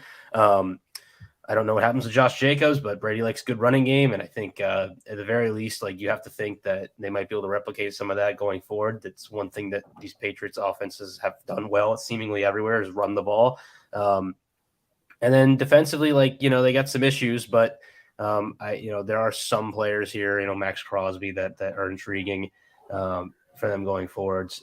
I think that Brady reuniting with McDaniels is very likely. And if it's not that, quarterback in the draft could be possible. I don't think McDaniel's the type of guy that like wants to go and like develop a young quarterback personally. I think if he has an opportunity to go work with someone that he likes and knows that he will, which is why I think Garoppolo is also a possibility here. But I think it's Brady, and I think they bring back Stidham, and I honestly think they expect Stidham to be like the long-term guy eventually. Yeah, maybe. I agree. I like the Brady to Vegas. I think it makes a lot of sense, and I think McDaniels, to be smart, would do everything he can to bring him in, just because he's guy's probably fighting for his job right now, even though it's only his first year in Vegas. And I think if he can bring in a guy like Tom Brady and also be like, hey, I coached Tom Brady a long time in New England, so I know him. You want to keep me around because I know him and I know what he likes and what I don't like that. That makes a lot of sense. And I think Brady would love playing with Devontae Adams. Even though Devontae Adams already compared Derek Carr, I believe, to Tom Brady, saying they're both Hall of Famers or something like that. That was an unbelievable quote that came out earlier. But yeah, I think that would make a lot of sense for Brady. I don't think he's happy in Tampa Bay right now. I think they still have an awesome roster. It's just the coaching has been disastrous in Tampa Bay, and I think he wants to get away from that coaching staff. And I think McDaniels makes sense. Obviously, not a great year for Las Vegas, very bad one actually, but I think that he's familiar with McDaniels, and I think he's willing to give it a shot, especially with a guy like Devontae Adams to throw to. Yeah, it makes a lot of sense. I think that this would be the place because Brady is a big market kind of quarterback at this point in his career, and Las Vegas is a growing market. I think it would be a great place for his brand. I think the head coach connection makes sense. I mean, and let's not forget that he also loves players like his name is escaping me. Their slot receiver. Hunter Renfrow. Yeah, he's all about the Hunter Renfrow type of guys. So yeah, he's got that. He's got Darren Waller. Depending on how they keep everybody, he's actually cheaper than Carr. So maybe they franchise tag Josh Jacobs and then work on the offensive line a little bit in the draft, and then try and add just enough to the defense to make it competitive. So I'm with you there. So Tom Brady to the Las Vegas Raiders. Get hype Vegas. This division quarterbacks, if Brady goes to the Raiders, it's like silly. Like and then again, just based on pure contract alone, the Denver Broncos have Russell Wilson. Yep. There's nothing they can do about it. Yep, Russell Wilson. He's back. We don't go need hire, to belabor get a coach, that point. Get someone good. Sean Payton, Dan Quinn, something. Just Jim Harbaugh. No way that Sean I think consider going there. Hot take. I think they might be able to figure it out. I don't know. Like I think it's possible. I'm not blaming Russ completely. Do you really think that I'm first of all, I'm out on Russ. Second of all, we've had this discussion on this show. I feel like.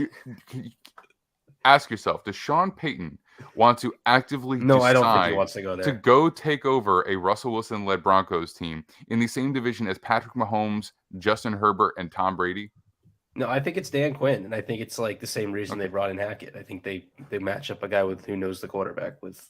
I think Dan Quinn's the hire. I think Dan Quinn can make this defense still play very well.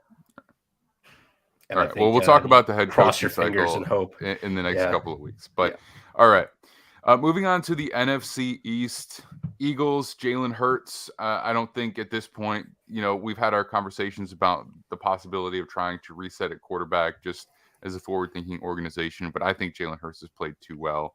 I don't think that you can really talk yourself into that. That's my opinion. I mean, Will Levis is right there. Yeah, I think that they're going to use that to fortify their trenches as they always do. And I think, Jalen Hurts is the guy for the time being. Maybe look at another tackle to develop behind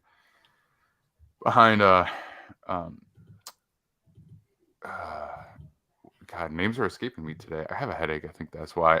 The right tackle, Lane Johnson. But yeah, definitely not quarterback that high, I would imagine. All right. Next up, we have the Dallas Cowboys. I don't think anybody is really expecting them to move on from Dak Prescott anytime soon. We can talk about his turnovers and whatnot, but it's certainly, another trip to the playoffs is probably, not pulling the plug on that anytime soon.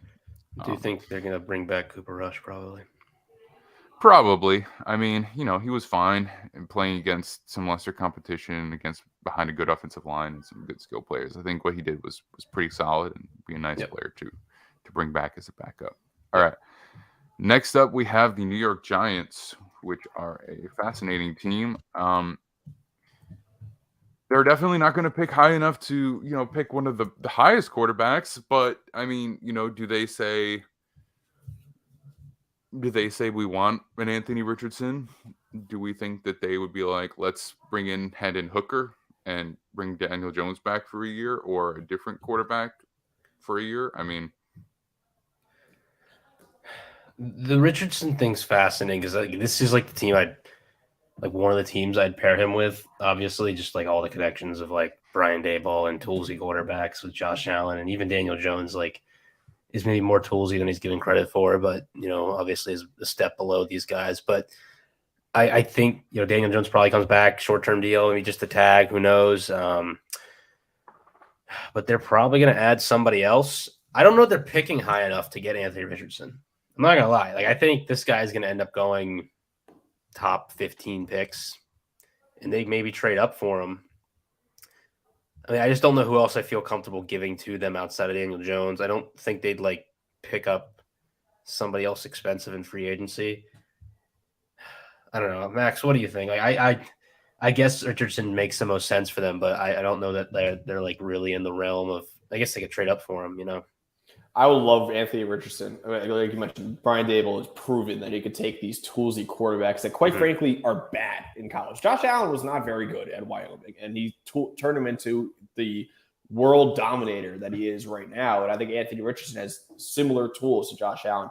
However, I do think Daniel Jones is the guy. I think there was a report that came out this past week that they are planning on offering multi-year deals to both Daniel Jones and Saquon Barkley. I think Daniel Jones would be, quite frankly, foolish to not take that in New York. So I'm not sure what other teams have as good of a coaching staff for him as the New York Giants do right now. So I think Daniel Jones will be the quarterback.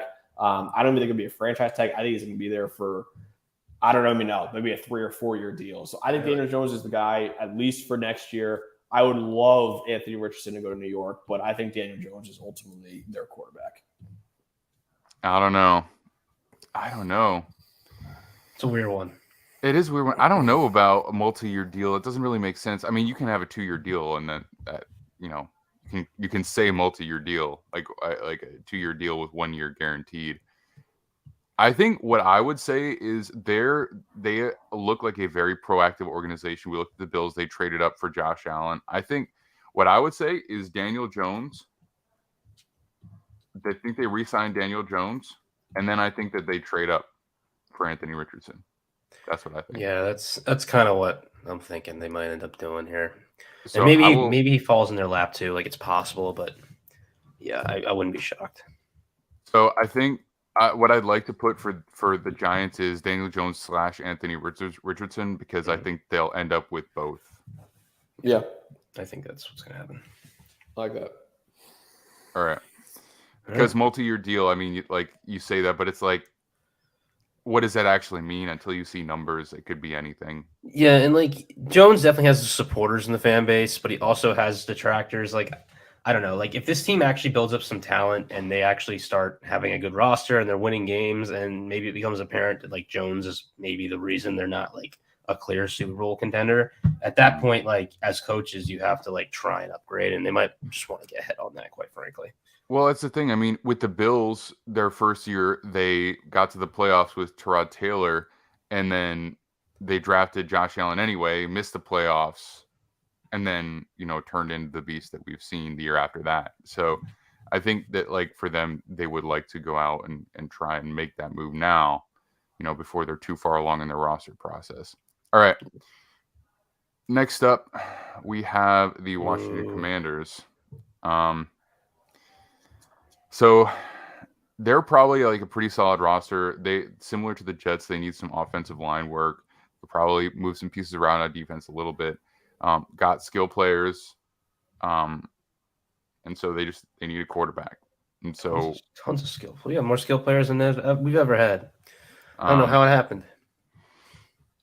But again, you talked about it because this offseason might be major flux for them. It's going to be who do they very tempt? strange because, right, so the sale's happening. I think they're cutting Wentz. I think Heineke's not going to get re-signed because I think he's going to demand some money on the market. I don't know if they're going to be able to sign free agents this offseason, quite frankly, because we're going to need to authorize payments, and I don't know that Dan Snyder is going to be willing to do that, considering he's a salty bro, and he's just going to be like, no. So, this is going to be a very weird lame duck season in Washington. I don't even know if they can really – they can't trade for a guy, in my opinion, just because of like – well, also Rivera's not going to operate, and Rivera is effectively the GM. He's not going to operate as if he's not going to be here the next year, but I think he is going to be gone once they get a new owner, just because he's – although I don't dislike Rivera to the extent a lot of the fan base does, I think he's just not going to be there because a new owner is going to want to hire their own coach. It's tough because you kind of have this roster and you're wasting another year of it. It's been multiple years of this. I think it's probably going to be Sam Howell, and I think they're probably going to sign like a – I think they're quietly like an Anthony Richardson team just because there's some similarities there to Cam Newton, but I don't know that they have the time for that really. So I think they're going to try and find a way to win now. And I guess this could be a Jimmy Garoppolo team. I know there were reports that they like wanted to go get him. I don't think they tried to go trade for Jimmy because I think if they had put forth like a deal to what they did for Wentz, the Niners would have actually taken it. And I think legitimately they believed Wentz was the guy that was going to work out. And ultimately I don't, this is where you end up. So I just want to throw a combination out there and see how you guys react to it. Mm-hmm. What about if they, now because of what we've decided, Ryan Tannehill is a free agent. So what if they grab Ryan Tannehill on like a not too crazy deal, and then go after Hendon Hooker in the second round, maybe trade up for him if they have to? Because I just don't think that a 5th round pick in Sam Howell is a guy they're going to hitch their wagon to. So I think that they make a move and then they draft a guy, and that's all within the power of Rivera. He would be able to do all of that, I think, relatively effectively. They just haven't shown, in my opinion, like any willingness to really like go after quarterbacks in the draft. They've had opportunities and they just like don't do it. So that's my thing is I think unless a guy falls in their lap, they're not going to trade up for him. I know I'm kind of doing like the what I think they'll do, but I think Tannehill is probably along the lines of like something they would do, which is just, I guess it's better than Wentz, but it's kind of annoying.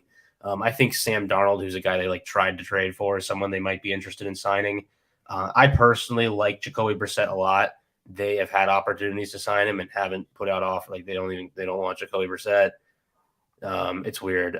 They like strong arm quarterbacks, but they also want like pocket guys. So, Wentz was like their perfect quarterback, and their offense is such that they're not good at evaluating quarterbacks. Like this is where we are. So I don't really know what to say. I think it's like Darnold or Tannehill probably, and I do think Howell is going to be the long-term backup plan. Did I say Howell? I think Howell is the long-term backup plan. I don't know. I think that's where we are, and I guess Tannehill is the one that makes the most sense because he's the one that like can play the best ball, and I don't know who else is going to sign him. So Yeah, that's fair. Listen, I'm a Sam Howell believer. I had him actually QB1 last year's draft. I loved him. So I'm very excited for this upcoming weekend. I'm very excited. Hopefully he proves me right. But yeah, listen, he's a 5th round pick. I don't, my comp actually for him was Dak Prescott. And unless he pulls a Dak Prescott and goes from a day 3 pick to long-term starter for an NFC East team, I don't think Sam Howell is probably the long-term answer for them. I think Ryan Tannehill is a very safe guess. I think that's a very likely option for them. If Ron Rivera stays, to me, I'm a little intrigued by the Anthony Richardson thing because they're picking, I think, 14th right now. And Ron Rivera has coached Anthony Richardson's comp before in Cam Newton at Carolina. So that's the guy I'm looking at. Again, Nick mentioned, they don't really take quarterbacks that high recently. So I don't know if they would do that, but it's interesting. I hate throwing this out there, but like they liked Carson Wentz, and my Levis comp is Carson Wentz. Yeah, so like that could be another one. And I just, I'd be have to trade by up that, for him though. Yeah, I don't think they'll be able to get him at 14, but Richardson might trade up for him probably. I don't know. I mean, the one quarterback in the past, other than Howell, that I know they liked Malik too, but I don't think he was the number one. Obviously, I think Howell was the number 1 quarterback on their board last year. Was Trey Lance. Which again, like I think there are some similarities there with Richardson. They clearly like covet tools and quarterbacks. The issue I think has been in the past, without getting like too much into the weeds, is the offense runs on its own when they have when Taylor Heineke's in, like the offense tries to design yards and actually do things on its own. And the moment Wentz goes back in, they're like, oh, we have a strong arm quarterback. We can just run basic concepts and he'll do it. And that's kind of the problem. So they expect the tools will execute for them, and it's a whole thing. But what are we falling on here? Where it seems like everybody likes the idea of Brian Tannehill, and then do we think they're gonna? I mean, we've already given basically the Giants, so I mean, it'd be a trade up. So I mean, either Hendon Hooker or Tanner McKee if they draft a guy high, or they just do Brian Tannehill. And McKee's interesting. I think McKee's going to go higher than their 2nd round pick, probably. I think McKee's going to be like a top 40 pick by the time this is done. So I don't think they'll be able to get him. But maybe they trade up for McKee. I don't know. Is Hooker like a type of person I don't think Hooker's going as early as we thought he would either at the beginning. I think we should just give him Tannehill and say that that's what it is. Yeah. Tannehill and Howell. All right. Sounds good. Next up, we are moving on to the NFC North. I don't think Kirk Cousins is going anywhere, personally. After the way that this season has gone, I think you would theoretically like to upgrade, but it would be pretty tough to try and do that with his contract and where they are and how successful they've been. So I'm pretty sure that that's a repeat there. He has he has pretty much a mind meld with Justin Jefferson, and like it'd be easy to take for granted that any quarterback would have that. It's not necessarily true. Chemistry does play a large role. So I'm saying Cousins. Anybody else disagree with that? No, that sounds good. All right. Good. Then we have the Packers currently. I don't know who technically is in the lead right now, but we'll talk about Packers first. We've talked already about this as well. I don't think Aaron Rodgers is going anywhere, and I think ideally for them, Jordan Love remains their backup, and it really would depend on if he pushes to get out and get a chance to start. Because Jordan Love is an intriguing option, but you want to have Danny Etling as your backup if Aaron Rodgers gets hurt. Like, I think this is a good situation for them. I know it was a 1st round pick, but ultimately, like it's also a cheap way to get a really good backup if you're a competitor. So they might secretly be hoping at some point here that Rodgers actually not like gets hurt, but like something happens where Love has to come in like next year when they're playing well and he continues to play well, and then they make a playoff trip with him as the quarterback. Mm-hmm. Kind of what happened with Rodgers, honestly, with Favre at some point. I mean, I think you bring up the point about like they could do a backdoor deal on the 5th year option. Probably makes a lot of sense for them. It's an organization that, although it's had some like questionable transactions, seems to, I think, actually get the players other than Rodgers to be excited to play for them and stay there. So I think Love, even if he wants out, they'll probably figure something out. And Yeah, I mean, it'll probably be those two guys again next year. Yeah, I agree. All right. Next up, we have the Detroit Lions. This is one that's a little interesting. They've got a high pick from the Rams, so they could go after a quarterback here. Who they have on the roster currently? Jared Goff, Nate Sudfeld, and Steven Montez. So they are currently slated to pick 6th, which puts them behind Indy, but they could also go get their guy. They can move up with a team like Cardinals, who probably need draft picks. They can move up with a team like the Seahawks if they wanted to ensure that they get at least a 3rd quarterback off the board. So do we think that they're like hungry for Will Levis? Do we think that they roll with Goff for another year? I mean, I don't think anything about their offense is about to decline, which is the only thing you worry about with Goff. Like, if they're going to have all their alignment back, I expect they're going to have all their playmakers back, I expect. I don't think they're missing anybody, especially key. So it's like you can probably pencil this offense in. I think, Nick, you brought up the point before. Like, if Ben Johnson goes somewhere else, then maybe you questioned it a little bit. But at the same time, do you go after a different quarterback just because you don't know if another offensive coordinator will function with Goff as well? I don't know if that's necessarily a valid argument. Well, they had their opportunities to take like toolsy prospects last year, kind of, and even really the year before that, and they didn't. So I kind of wonder if they'd be a Levis team or not. There's another team that I actually kind of want to send Levis to, so I don't really want to put him here. But I do think that they might be they don't have a backup right now that I trust at all. So they might be like a team that's thinking about McKee or Hooker later, or signing one of these free agents who's younger and might have some potential, like a Sam Darnold or a not Taylor Heineke, because he's not actually developing, but just like who else is here that we haven't signed? Jimmy Garoppolo is still on the board, by the way. I don't think it makes sense. Yeah, I don't think it makes any sense to go after Sam Darnold. Sam Darnold, if you've already got Goff, because your concern with Darnold would be like, is the team good enough around him? I think. Well, just from the idea that they definitely need a backup though as well. But that might be just like draft a guy, Yeah, I mean, we can play the backup game too. I mean, that's viable. I think they'd want to go cheap because Goff is not. He's cheap compared to some of the others, but he's not a cheap quarterback. So, I don't think they'd really want to spend a heck of a lot there. So, I mean, do they go, because they've got 2 first-rounders, and do they go after Tanner McKee as their a future guy that just functions as a backup for now and eventually takes over? Max, you're more plugged into all this than I am right now with them. Yeah, I think Tanner McKee is interesting. I would not rule out them jumping Indianapolis this weekend, because Indy plays Houston. Maybe Houston, pulls out a miracle and gets their 3rd one of the season. I would not rule that out. And the Rams play the Seahawks, who are fighting for a playoff spot right now. So I don't think it's out of the realm possibility that Indianapolis loses or wins, actually, or beats Houston, excuse me. And then the Rams end up losing to Seattle. And that happens, the Rams would jump Indy and take that 5th pick over. So then I would say, CJ Stroud would make a lot of sense for the Lions, especially because he fits kind of that mold where he's like a Matt Ryan, who's also like a Jared Goff, and what the Lions are looking for. So I wouldn't rule out Indianapolis beating Houston and the Rams losing to Seattle, and all of a sudden the Lions are picking top 5 in this year's draft either.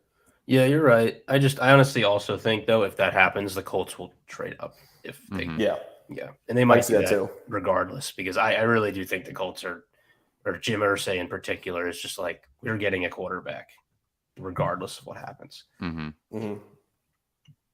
Yeah. So I think that I think Goff starting week 1. Goff.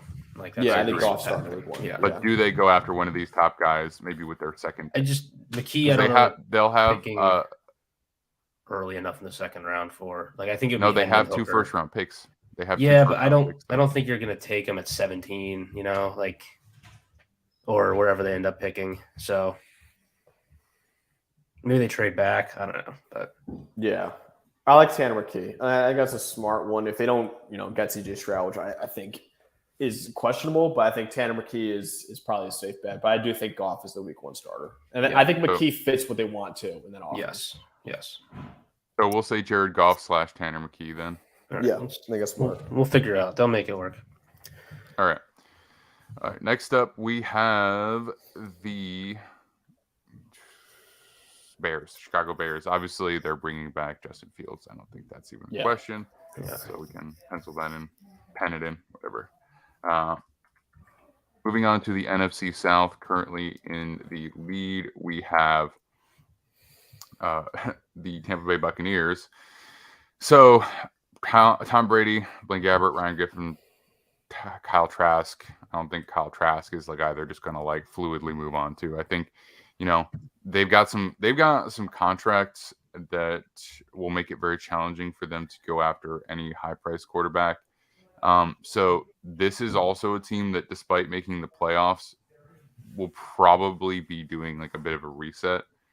So let me just pull them up real quick over the cap, just so I can double check what their contracts look like. But they are probably going to be a team that's going after a guy like, be hilarious to put Sam Darnold back with Todd Bowles, but like that kind of player. Minshew, Heineke. Garoppolo is not the kind of player that would fit their offense really at all. But I don't know what. Yeah, I don't think like if they can't go after high price, they're probably not going after Garoppolo. I think this is like the team that I believe would be Hendon Hooker type team. Using their second. They have Kyle Trask. I've heard not great things about Kyle Trask's development from the few Florida people I knew at my last job. I don't think that they really are planning for him to be much of anything more than a backup eventually for them. So I don't know that they'd be willing to take another second-round quarterback after that. But they're kind of in this situation where they're going to be picking too high to really go after someone if Brady's gone. And I think it's probably going to be some combination of like Darnold, Minshew, Heineke, Hendon Hooker, and maybe they bring in like 2 of those 4. Yeah.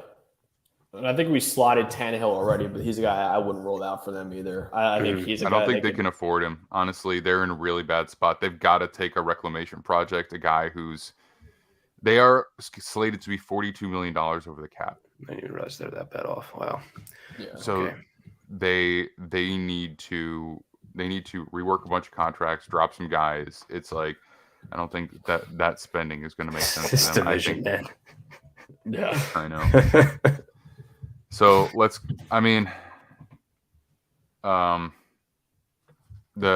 so Lark Will says Carr. I don't think they can afford Carr.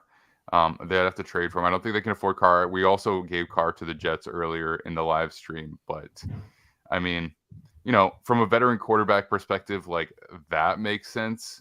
Like I'm sure that's a guy they would like to have, but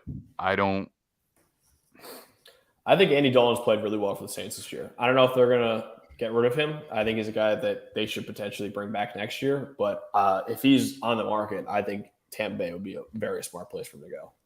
Yeah, that's another name. I think the Saints, before like we're jumping into them, I think they'll probably be bringing him back. But man, I actually think this is a really good Taylor Heineke fit. I'm not gonna lie. Like I think Heineke would like to be in warm weather. He just seems like that type of guy. I think that they're the type of roster that they're good enough that they're going to feel like if they can mess around a little bit at quarterback and have high variance, they could either end up in the playoffs or just be bad and get another high pick next year. That would make sense to me. I think Gardner Minshew is in the similar vein of that. I think like that's what we're talking about effectively at this point. Yeah, I think Heineke had his legendary game there too in the wild card game. So. Yeah, they've seen him up close twice. His 2 best games in his career. So, like I think plays into things. Minshew makes a little more sense to me. You could also go Heineke or Sam Darnold. At least he gives you a little bit more physical upside. That's probably like the caliber of player that like, and then they'll have to look at somebody else in the draft. I think so. So, I mean, who do we want to settle on? I guess Hendon Hooker is really the last draftable prospect that we haven't really slated somewhere. We didn't. Yeah, we're getting to Levis, but he's going to be going too high, I think, for them. So, who do we want to settle on as their bridge quarterback? Well, let's definitely do slash hooker. Let's put him in there, and then you know, I mean, I would say Heineke I think Darnold is. I don't know. I think that he might stay where he is. So yeah, I think Minshew probably actually is just a better player, right? So maybe that makes more sense. Yeah, I'm good with that. I think so. Okay, Gardner Minshew, Hendon Hooker, the best quarterback room in the NFL. Hey, I mean, Hendon Hooker played well this year. Dude, let's not let the excited injury just convince us Yeah. that his draft status slot might not necessarily be relative to how he actually performs in the NFL. Sometimes older prospects have a little bit of a head start. They have more experience. I mean, Kenny Pickett's a perfect example. All right. Next, I guess technically the Saints are in second place for that division. So New Orleans Saints, again, they don't have a first round pick this year, so they're pretty much just locking in whoever they can afford to bring back. I think they have to bring back Jameis based on the contract, and Andy Dalton makes a lot of sense because I just don't know where else they can go. So I think that's what it is. And I think they are a team that believes that if they get their roster good enough that they can compete with those quarterbacks. I don't think they actually can, but I think that they believe that. So I think that's what they'll do. So Andy Dalton / Jameis Winston, is that what we want to say? That works for me. Okay. All right. Next up, we have the Carolina Panthers. I think draft order-wise, they're right now slightly ahead of the Falcons. Let me just double check. No, they're behind the Falcons right now. All right, they're behind the Falcons right now. 2 slots, so 7 versus 9. I think that they're tired of not having a quarterback. I think that they may well retain Darnold, but I also think that they're going to want to go up and get a guy that they believe in. I think we kind of all in the back of our minds know who we expect that to be. But yeah, Nick, I'll let you make your case. Yeah, no, I think they're going to bring back Darnold. And I think they're going to trade up for Will Levis. And I think this is there was a rumor before that David Tepper is enamored with Will Levis. And I think this has been an organization where early on things didn't go great in his ownership era. And I think he's kind of tried to take the reins a little bit, which isn't great. But I think that's what's going to happen. I think they're going to go do all they can to get Will Levis. Yeah, I agree. So Sam Darnold brought back on a lower end deal as backup plan, and then go get Will Levis in the draft. I think it makes a lot of sense for them. And that puts the final NFC South team in kind of a weird situation because they are now going into their 3rd season under this management. And who do they have? I mean, it's Desmond Ridder, basically. Yeah. Yeah, I mean, I think they're the type of team that if they don't get a quarterback this year, they're kind of just stuck with Ridder. And I think that's kind of fine in their opinion. I think they really believe that Ridder can be their guy.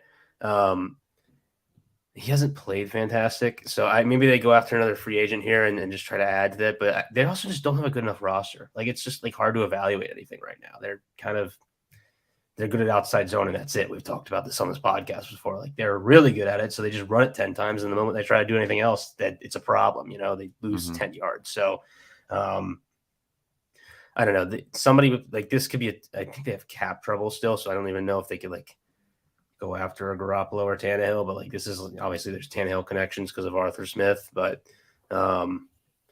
yeah, Garoppolo, I guess, is still available. We haven't assigned him yet, but yeah, I think Garoppolo is a guy that makes sense because he is not a player who can necessarily expect a starting job at this point, even though he's played fairly well. So I think you can go in and have a legitimate quarterback competition between Ridder and Garoppolo and just see where that takes you.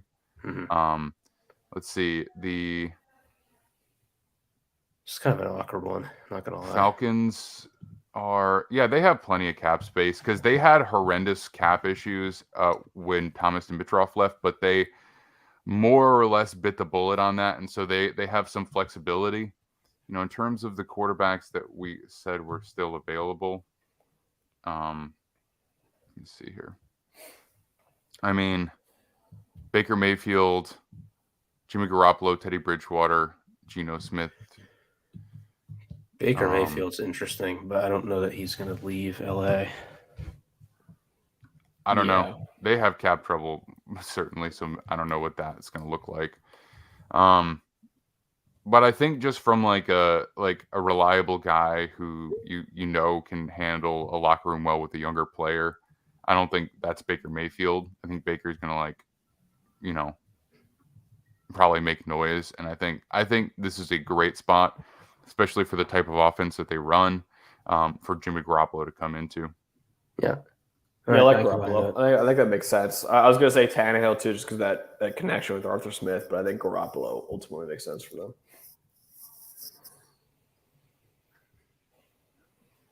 All right. Okay.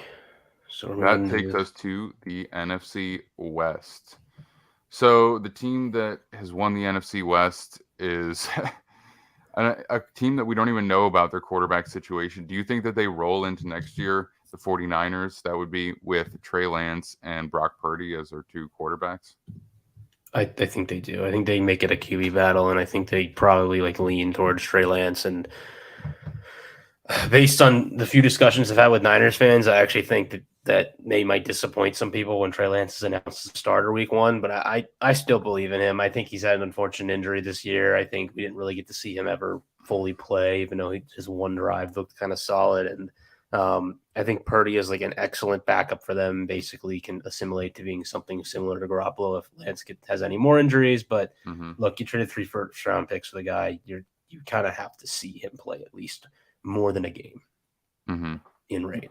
Yeah, I completely agree. I think Trey Lance, has gotten the short end of the stick a little bit, and I think thinking that he's not the guy for them is way too early for that. I think you got to see at least a full season from him to even think about moving on with how much you've invested in him already. So I think Trey Lance is the guy. I think keeping Brock Purdy around as a backup is good. He showed he could play, and I was higher on him than where he was taken. I was a lot higher on him, but he's a guy that I think will be a really good backup for them. And Trey Lance is not good, then Brock Purdy could be their guy again, which he's shown he's capable of doing.